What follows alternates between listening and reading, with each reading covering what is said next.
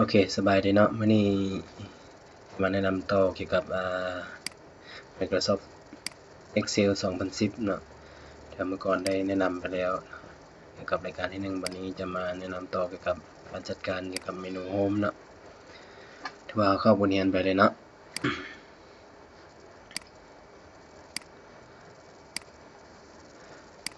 Excel เนาะขึ้นมาแล้วเนาะเมนูโฮมเนาะจะมาเปิดขึ้นมาเนาะจะมีหน้าต่างเป็นอย่างนี้นะแต่วันนี้เราจะไปจัดการเกี่ยวกับเมนูโฮมมันมีอย่างใด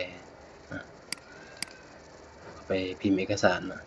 ถ้าท่านอยากพิมพ์เอกสารเป็นภาษาลาวในแต่ละห้องนี่ให้เลือกแผนนี้เด้อ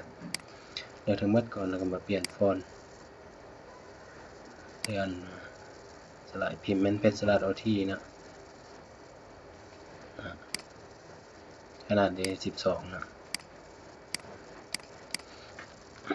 เปลี่ยนภาษาลาว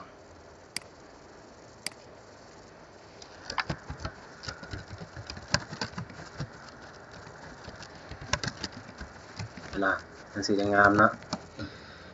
สมมุติว่าคือท่านอยากพิมพ์ภาษาลาวแต่ว่าบางท่านนั้นมักเลือกแต่ห้องเดียวแล้วก็ไปเลือกฟอนต์นั้นนะมันจะได้แต่ห้องเดียวนี้ห้องอื่นก็บ่ได้นี่เห็นบ่ฟอนต์จะเปลี่ยนฉะนั้นให้เลือกนี่แล้วเนาะเลือกทั้งหมดก่อนแล้วจึงมาเลือกฟอนต์ทั้งห้องบ่เปลี่ยนเนาะเปลี่ยนให้หมดเนาะเปลี่ยนเอาจัดการจุดๆนึงเนาะ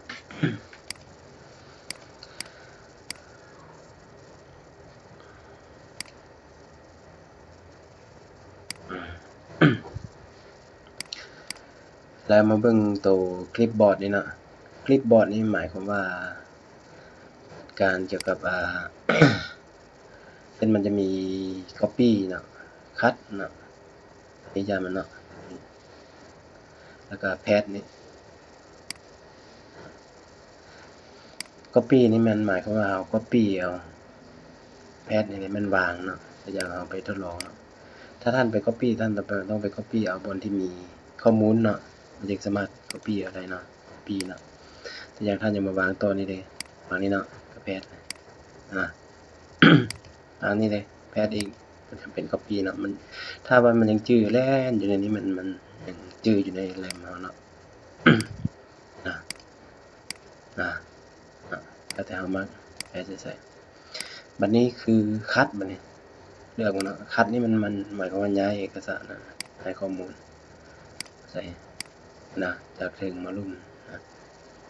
คัดจากนี้ไปสมมตินะอันนี้ซะใกล้กันเนาะคัดจากนี้มาไว้นี้สมมตินะเนาะ อันนี้เป็น copy แล้วก็คัดแล้วก็วางนะแล้ววันนี้ต่อมาฟอนต์นี้คือ Word ได้แนะนำไปแล้วเนาะอย่างขนาดเนาะอันนี้จะเห็นอันนี้ขยายทันนะสีดำเด้เอียงเด้ติดกล้องเด้นะสามารถเลือกได้ บ่มักกะติกนะมักขนาดใหญ่เลยสามารถเพิ่มนี้ได้มักใหญ่จังเลยเป็น12เนาะมันมีใน น้อยลงเด้ถ้าอยากได้ใหญ่กว่านั้นนะก็ตีซะลดหรือบ่100เห็นนะ enter เลย100แล้วก็ enter นะก็ได้นะสลายขนาดเอกสารที่พิมพ์ทั่วไปมัน12เด้อผมมักตัวดำเงี้ยงบ่อย่างก็ตามใจเฮานะสีตัวนี้มันสีพื้นนะเฮาพิมพ์อยู่ห้องนี้มันจะออกจากห้องนี้นะถ้าเอาขยายออกมาเด้อขยายทันมันสีสว่างนี่เนาะถ้าอยากขยายแถวมันสีสว่างนี่นะนี่มันสีคู่เลยให้มันสีพื้นเนาะสีพื้นตัวใดก็เอาเนาะสีตัวนี้เด้มันสีตัวหนังสือเด้อนะแต่อย่างอาจารย์บอกมักสีพื้นก็โอเคเอาง่ายกันนิดนึงเนาะเรียนง่ายนะสีแดงท่านก็ได้เวลาท่านจะปรับบนใดมันท่านต้องได้ไปเลือกห้องนั้นเด้อแต่อย่างว่าท่านมาเลือกห้องนี้เราลองปรับมีการเปลี่ยนแปลงนะเพราะมันมีเอกสารในห้องนี้นะเอก เอกสารมีห้องนี้ท่านจะสังเกตได้ง่ายๆก็คือท่านเบิ่งในห้องถึงนี่เนาะเวลาเลือกมันมีเอกสารมาเนี่ยบ่มีอย่างเนาะมีนะมีนะนี่เด้มีนี่เด้บ่มีเห็นมาสังเกตโอเคต่อเลยแล้วต่อไปก็เป็นนี่เนาะการปรับจุดวางเนาะตอนนี้มันเครื่องกลางใหญ่ๆมันซ้ายนะขวาซ้ายเครื่องกลางก่อนนะตบลุมนะไหลมาเครื่องกลาง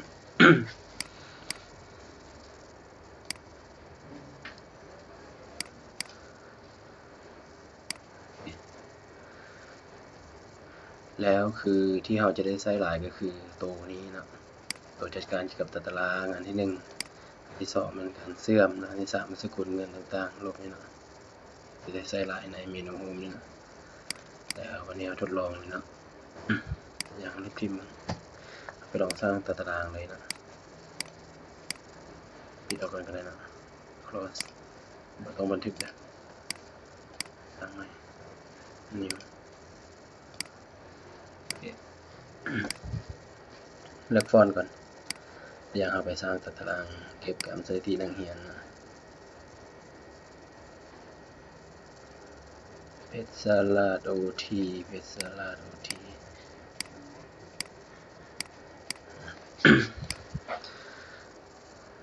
ชื่อรดชื่อและนามสกุลวันเดือนปีเกิดที่อยู่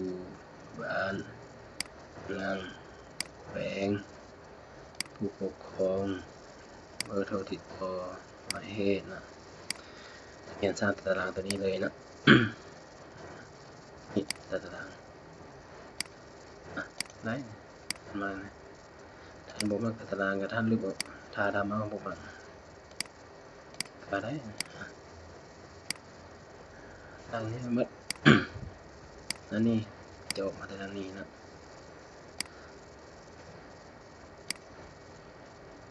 นี่เด้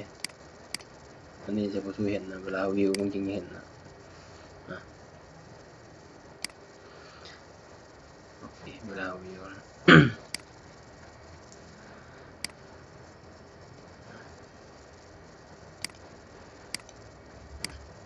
คือมันมีเส้นขีดอันนี้หมายความว่ามันกับหน้าเจียด้วยคือเวิร์ดท่านได้เรียนแล้วเนาะปรับหน้าเจียปรับใส่เพกได้เอามานี่เอาไปปรับเจียลงนอนเนาะตารางเอาลงนอนนี่เอาวิวกันเห็นป่ะเนาะแล้วก็ไปเขียนใส่รอชื่อและนามสกุลเดือนปีเกิดบ้าน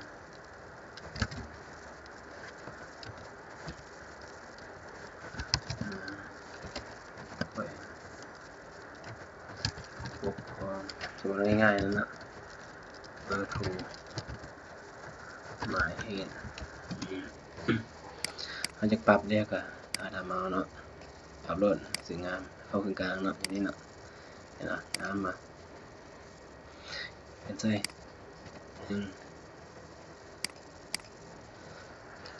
เอาก็สอนนะ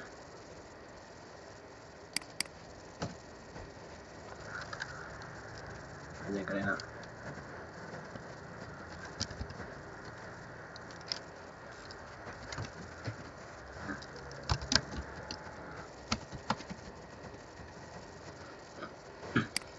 ได้นะ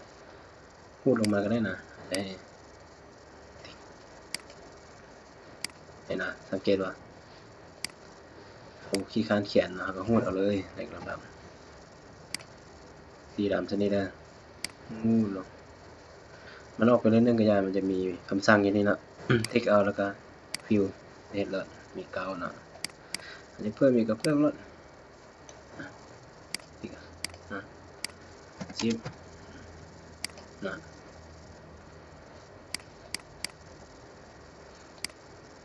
อันนั้นมันตัวตารางมานี่สมมุติว่าเราอยากเสื่อมเด้เสื่อมเราจัดการได้นะ ตัวอย่างว่าข้าพเจ้าจะเสื่อมห้องนี้ก็ได้นะ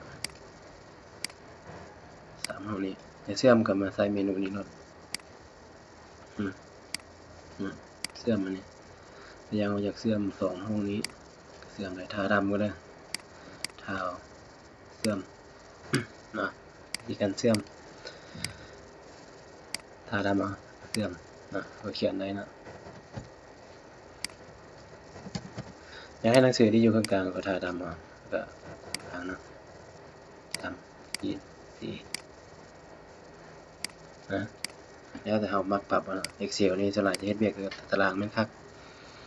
อยากติ๊กเอาใดก็ได้นะ เสื่อม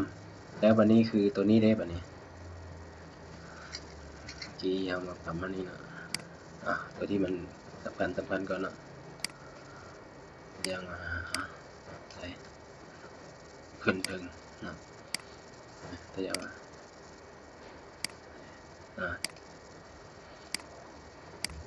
นี่ไงสมัครปรับได้อันนี้ปรับหนังสือนะอะไรเงียงนะวิวมุมมันนะขยับเข้าไป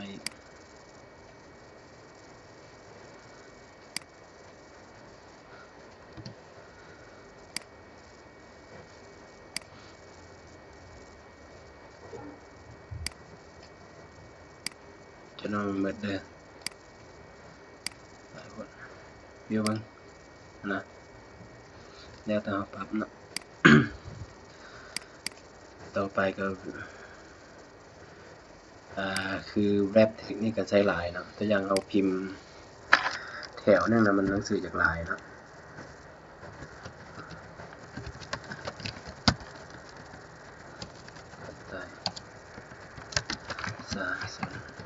คือแบบนี้นะมันกลายห้องมานี่นะ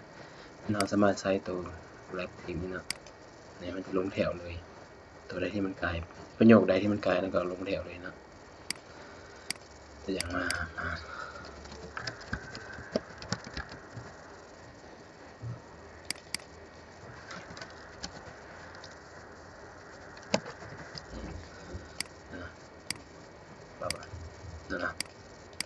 แล้วก็ปั๊บมันงามตานะนี่คือกันเนี่ยจะงามนะต่อไปก็เป็นรูปแบบนี่เป็นรูปแบบตัวเลขนะตัวอย่างตัวนี้นี่เอาบุ้งหน่อยเป็นเท่าใดเนาะอย่ามานับเลข0246อยู่เอาตัวนี้ก็ง่ายมา1 ล้านมาเราสามารถคำนวณสูตรได้นี่ตั้มตัวนี้ผมมีความหมายเลยลบเองลบทิมลบก็ได้ได้ไหมตัวอย่างว่าคือตัวนี้มันจุดมันความหมายมันตัวเลขจุดนั่นนะท่านสีเบิ่งแล้วก็สามารถบวกขึ้นนะก็เป็นตัวเลขจุดนะตัวอย่างหัวพันขึ้นมาในจุดนะเอามันก็จุดนะก็สามารถจบกับจุดเขาสามารถพูดนำกันพร้อมกันประเดียวได้นะส่วนตัวเลขพิมพ์นะเห็นไหมเลขงามนะเบิ่งง่ายใจง่ายนะวิธีที่2มันเราสามารถเบิ่งอยู่นี่เราจะปรับรูปแบบใดนะ General จะเป็นรูปแบบ number ธรรมดานะ number ก็เป็น number ธรรมดาซึ่งมีจำเศษซึ่งนะ currency จะเป็นหัวหน่วยเงินคือมันออกมาสกุลเงินนี่พร้อมเราสามารถแก้ไขได้นะตัวนี้เราสามารถเปลี่ยนแปลงได้สกุลเงินเนาะท่านก็เข้านี่เนาะเวลาท่านอยากแก้ไขนะเมื่อกี้เลือก currency เนาะเลขค่าก็คือกันเลยเข้านี้เนาะเข้านี้ง่ายๆแล้ว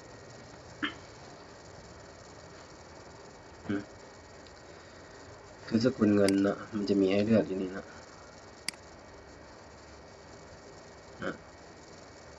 อย่างว่าเอาบ่ใส่ก็ใส่นอนรถนอนโอเคก็เป็นตัวเลข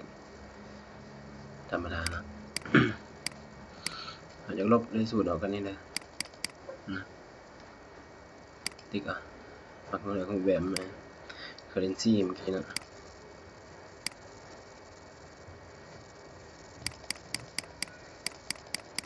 มีหลายสกุลเงินนะ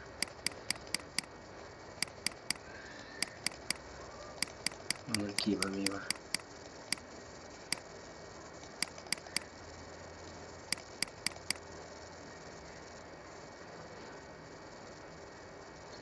บูมีนะตัวนี้จะต้องได้สร้างเองแล้วเงินกีบนะสร้างสกุลเงินเดี๋ยวเบิ่งกันว่า2010นี่มันมีหรือเปล่าบูมีนะ LAK ใส่มีบ่โอเคมีนะ2010นะโอเคใส่นะ LAK จะเป็นลาวกีบนะสามารถเลือกได้นะแต่ยามหาตีนี่ก็เป็นตัวเลขธรรมดาเด้ออีก2 บาทใส่อีก2 บาทใส่แก้ไขเราคลิกบันหนึ่งแล้วมาแก้ไขอยู่นี่ก็ได้นะสีดำใหญ่แดงจะงามนะสีฟ้ากันเลยสีโอเคเนาะนั่นเป็นสกุลเงินเนาะแล้วก็ใส่ตัวเลขอีกเนาะสมมติ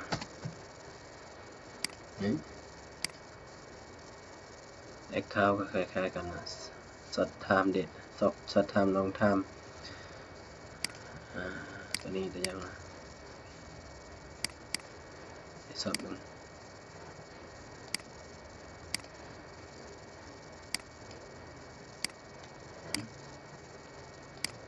ช็อตจะเป็นตัวนี้นะรูปแบบการแสดงแบบนี้นะช็อตนะอย่างวันที่15ซะลองเลยจะเป็นได้15ของเดือนตัวจริงนะเดือน6ปัจจุบันจูนเนาะอันเดตที่ทำในเวลาบ่ซื้อได้ใช้แล้วเปอร์เซ็นต์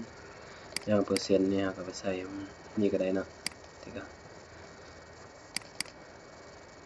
ให้ท่านปรับก่อนเลยให้ท่านปรับเป็นเปอร์เซ็นต์แล้วท่านจะไม่ตีเลยแต่อย่างว่า10%เนาะอย่างว่าเลือกห้องนี้เป็นเปอร์เซ็นต์แล้วท่านจะตี3มาเปอร์เซ็นต์ตัวนี้มันตลาดจะได้ใส่หลายเนาะเปอร์เซ็นต์จุดเลขสกุลเงินต่างๆนี่ได้ใส่หลาย Excel เนาะโอเคส่วนตัวอื่นมันบ่ช่วยใส่ได้ใส่1% 2 3 4 5เนาะจะได้ซื้อใส่นะ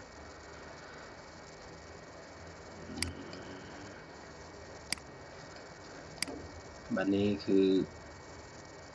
อเราจะเพิ่มฐานเพิ่มแถวอยู่นี่เด็กก็สามารถเพิ่มได้เนาะนะอย่างว่าอาจจะเพิ่มฐานชนิดตัวนึงเนาะนี่เนาะก็มา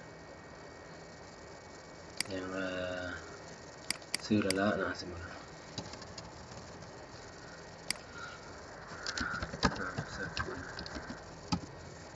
อย่างเพิ่มอีกอะไรนะคอลัมน์คลิกขวาชนิด insert เลยก็ได้คลิกชนิดได้เสิร์ชนะถ้าจะเลือกเลยคือคลิกขวา delete นี่รถ delete นะ แล้วก็ delete นี่หรือว่าสามารถใส่ตัวนี้ก็ได้ก็เสิร์ชกันมาแล้ว delete คอลัมน์นะปัจจุบันนี้เราเลือกคอลัมน์ราวนี่มันแถวคอลัมน์เห็นไหม